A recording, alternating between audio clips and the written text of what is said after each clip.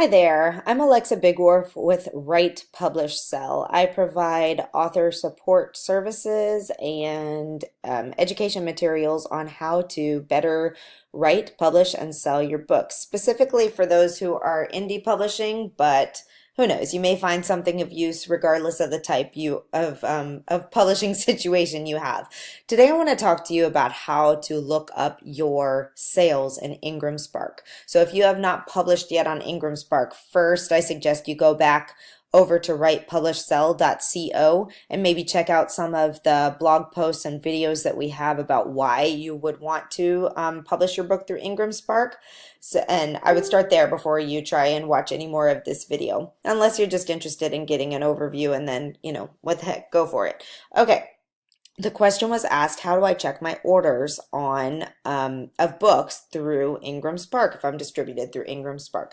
So you may be used to your CreateSpace or KDP dashboards, which are super, super duper easy to look at, and the reports are fairly easy to get. It is not so easy on IngramSpark, and you have to know just a little bit more about what's happening behind the scenes and in the background. So first of all, when you log into your account, you all automatically start on the dashboard. The dashboard will show you at the very bottom your most the books that are having the most sales that month. So you might we'll quickly look over here. You can see it tells me my top selling titles, but it doesn't tell you how many. So what we're going to do is go over to reports, and we're going to click on print sales report. You can also do this on ebook sales reports. Now you have to be ready when you get over here, because it's not just so easy. You can't just click on a link. You have to know the date range, you have to know the ISBN, or the title or something. So I usually get the title up here. I'm going to set it for this month so far. You can set the period, or you can click on or even set to last period. That might be the easiest thing for you to do there. Now you can only do one operating unit at a time if you want it to show up on your screen. You can choose more things if you want, but then you have to have it to email to you. So if I just want to get a quick snapshot, I'm just going to choose US sales, the US dollar, and then I'll either put in the ISBN or the title or the author. I click the screen display and I hit submit, and it will generate a report for me and tell me if okay, only email delivery is allowed when multiple compensation.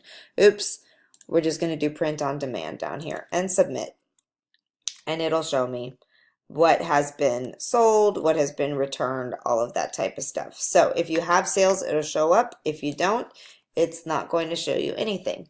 Okay, so then when you want to look at other things, if you want to do a larger, like all sales, all types of money, everything, the only difference is when you get down here, you're going to choose email delivery, and you can choose the different types. I usually choose the Adobe PDF because it's the easiest to read in terms of reports, but you can also choose to have it sent to you in Excel, and it'll give you some other types of details. But if you're just checking a quick, have I sold any books yet this month?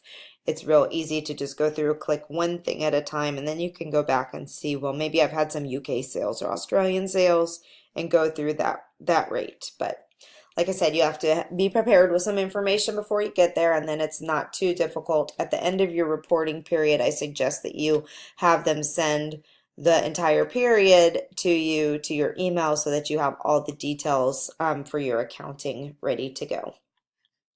And that's it. Please let me know if you have questions, or hop on over to the Write, Publish, Sell group on Facebook and share with us what your experiences have been, or any questions that you have on this topic. Thanks so much.